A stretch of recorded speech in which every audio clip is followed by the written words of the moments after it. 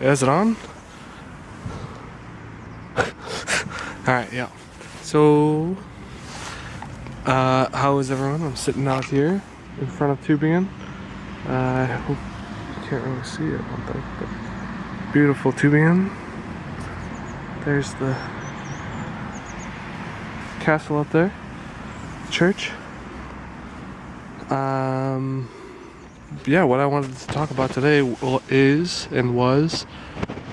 some of the things that you need to complete a PhD in a timely manner. And first off, I want to say that pretty much I think anybody can get a PhD, to be honest, and that I think there are certain things you can do to... What's up, everybody? So, how's it going? Hello, thanks for coming by. We're sitting out here looking at Tübingen, and I just wanted to take a few minutes, it's a nice day, take a few minutes and talk about what it takes to really have a successful PhD, or to complete a PhD in a timely manner. That what I mean by successful. Personally, I think pretty much anybody can get a PhD. If you look at some of the people with PhDs, I think anybody can do it. It's pretty much, in my opinion, a lot of time management and execution and ability to get a project done. You know, it's just a big project that's a couple of years. A couple of mistakes that I often see, at least within psychology. So I got my PhD in psychology. Let's see, can we put you here? I don't know. Can I put you there? Okay, so a couple of the things that I have often found people doing incorrect, in my opinion, is waiting too long to start. So that's the first problem.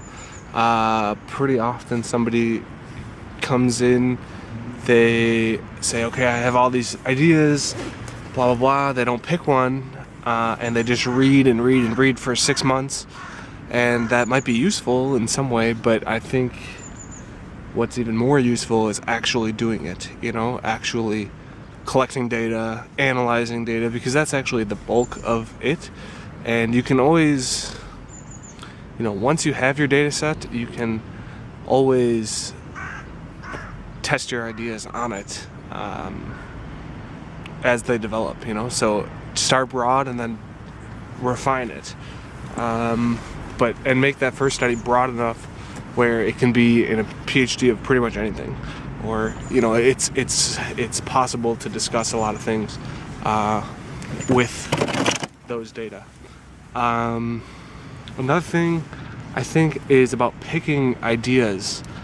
So a lot of people, they pick ideas, not very interesting ones in my opinion, and they try to be safe. One of the things I think you should definitely keep in mind is that people need to care about your work, and so you need to make it... Yeah, my PhD actually was about the role of cognitive conflict in science. So it was based pretty much on the idea that scientists should, or it's good for a scientist when they attack a big problem, a controversial problem, because that's the area where people need to learn. Okay, where there's disagreement is where people can learn. That's the basic idea. And I would say it needs to be conflicting in some way. Somebody needs to care about it. Somebody, in my opinion, needs to be able to disagree with it and say no, you know, or maybe that's wrong because of, or it should be a little bit risky, you know. I think Miele talks about that, Popper talks about it, Platt talks about it, Kuhn talks about it. Every Nobel winner pretty much talks about it. It's just a part of good science, in my opinion. And you will see people will tweet about your topic, you know. They won't always tweet positively maybe, but they will tweet about it, and that's, in my opinion, good for you even.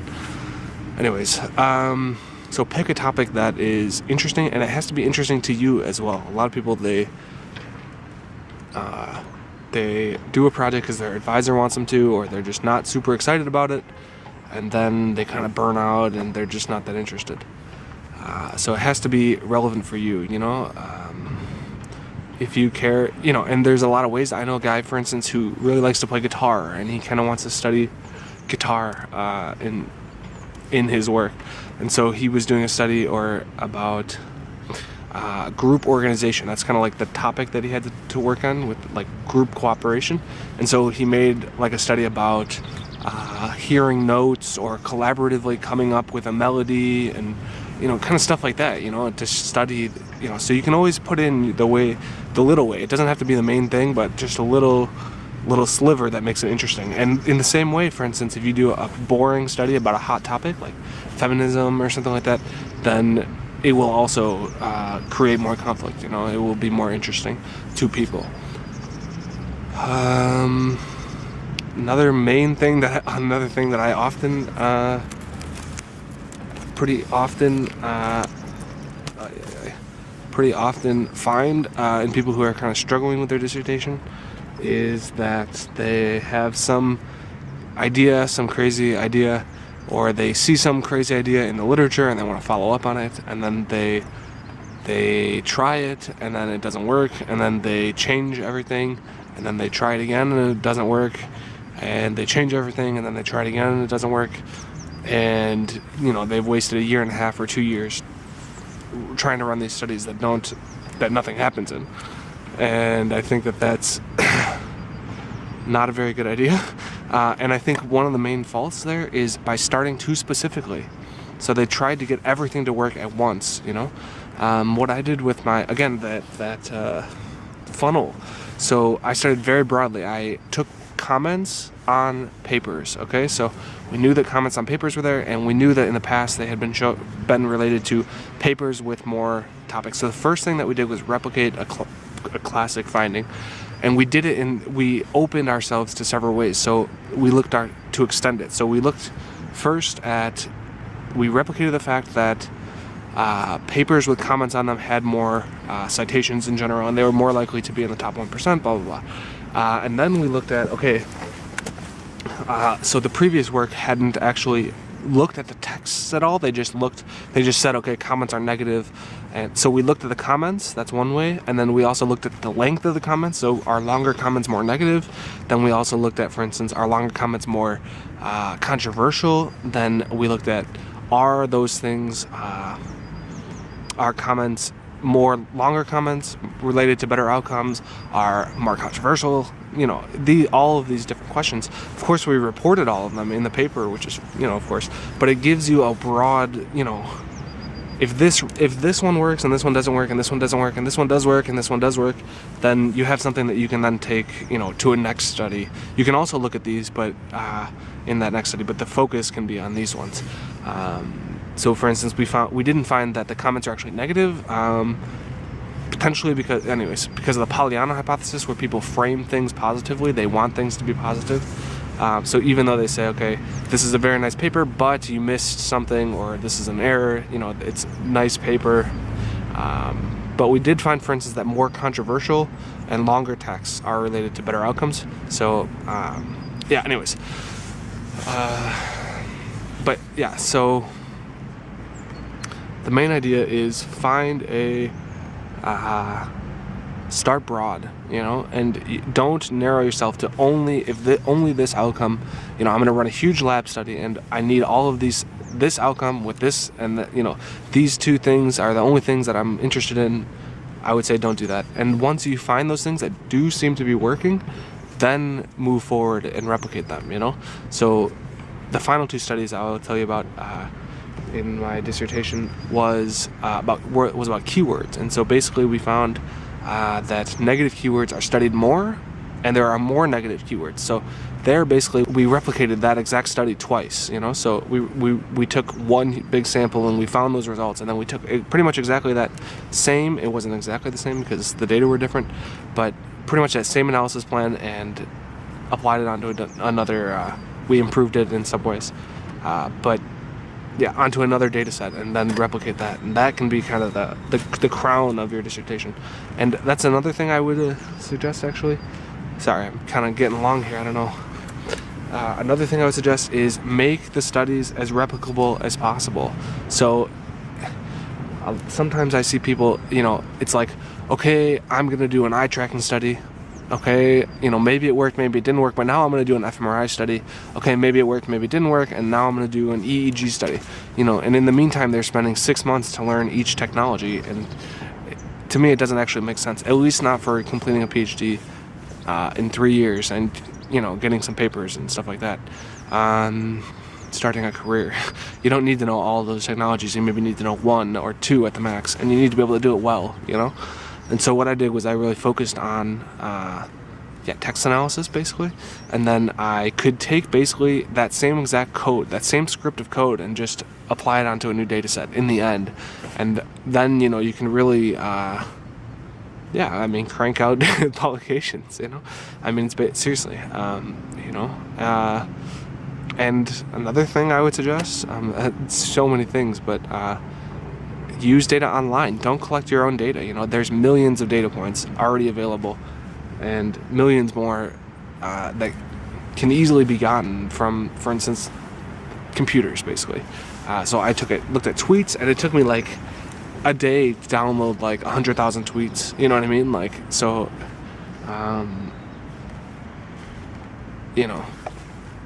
If I were to run a lab study, I would get 100 participants and maybe 200 data points if I had each person do something twice in 100 hours, compared to 20 hours, let's say, of work, and then getting 100,000 data points. Also with network structures and likes and retweets and all, you know what I mean? So there's just such a rich amount of data online. I would definitely look there if you're a psychologist. Getting a little worked up here, but I don't know. I want you guys to succeed, and be presenting and be publishing. In my opinion, and I've told my mentees this, they should definitely, in my opinion, have a first publication submitted by the end of their second year. So, that may not sound incredible, but that gives you your first year to collect data and to screw around, whatever, but that first project should be small, and it should be publishable in one, and it should be broad and interesting, somehow it's hard, but I think actually if you give it a week of thought, another thing about generating ideas, I'm sorry, I have so many suggestions, but write down 5 ideas a day, and then go back a week later and pick your top 3 and then elaborate on those, and then go back a week later and pick your general one and make your triangle. I had to have 3 papers in my dissertation, so I had to have 3 projects basically, and I ended up having 4, but you need 3 projects. So I'm gonna say, okay, I'm gonna do this, and then depending on the outcomes, I'm expecting this one, but maybe I get this one, then I'm gonna do this, okay, and then when this works, okay, I'm gonna do this, and think about it from the very beginning. As for actually writing the dissertation, just write it. Just do it. And at some point you just have to do it. And I think if you just get that first draft done, just get it done, or even just an outline, and then you can go back much easier. It took me about 2 months, I would say, but I had already, along the entire way I was writing, not every day, but pretty often. So, I would say, okay, today, I'm making a poster for a conference. Okay, well, I'm gonna expand the poster a little bit, and then later when I go to write my dissertation, I pull from those. I just copy, paste. You have to change it a little bit, but not even really, because it's your writing. But especially from a draft, you don't necessarily need the final version of the... Anyways, I think it's perfectly okay, especially if you go back and you change it. But yeah, just get the frame in place. I'm going to go to this study, and then I'm going to go to this study, then I'm going to go to this study. In my experience and at my university, which is the University of Tübingen, which is what we're looking at right now, you need basically about 6 months worth of paperwork before you can really finish. So I had to pretty much, I had to give my dissertation to my advisors, and then they kind of looked at it, and then I had to go to the dean's office, and then I had to say, okay, these are the official versions, now you give them to the professors, and then the professors look at those, and then they have 2 months to write a review of it, and then it goes back to the dean, and then if there's any revisions needed, which hopefully you have checked with your advisors before you went to the dean's office and said, okay, is this okay as the final version? So they just have to look at it. But then, you know, you have to do revisions if you have to do revisions. And then it takes another 2 weeks because they make it available to all the professors at the university in a special place. So that's already like, you know, 3-4 months. And then you have to find a date, you know, so you have to talk to all, you know, you need 4 professors basically. And you have to coordinate a date with all of them, which is pretty difficult. So you need, you know, another month. And then, you know, it takes a lot of time, so you need to plan that into your time. Yeah, anyways. So you need some time, basically, to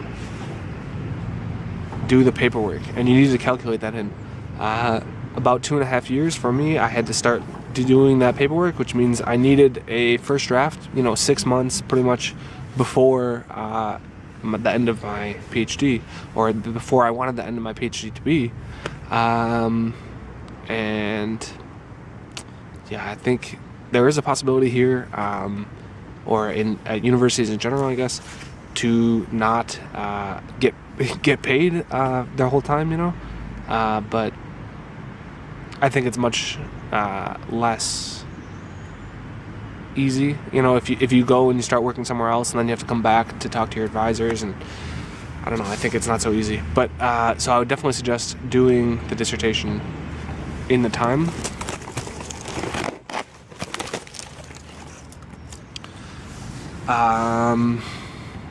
Yeah, okay. So main things, I don't know, I'm kind of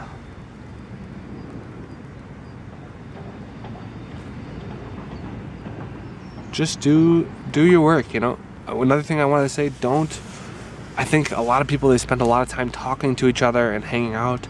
I mean, I have friends at work, but they're not my main friends, and you know, I'm not one that's going to work to lunch every day, because it's 2 hours, it's 10 euros, you know, 15 euros, whatever, and it just sucks your life, you know. It sucks your life, and it sucks your work time, you know. It's expensive, is what I'm trying to say. Both of your time and of your money. So just consider that when, you know, maybe one day a week go out to lunch with people, but you don't need to go every day. If it's your boss, maybe, you know, or it's an advisor, you know, then you make time. But okay, anyways, I gotta go. I'm actually having lunch with my advisor, so my old advisor, or my advisor, my old boss, and so yeah. Go. See you guys. Thanks for coming by. Really, we appreciate it. I hope it was useful for you, and click thumbs up. That would be awesome. Share it, especially if you think it was useful. Criticize it also if you think it was useful. But yeah, hopefully those are some tips. Thanks, guys. See you.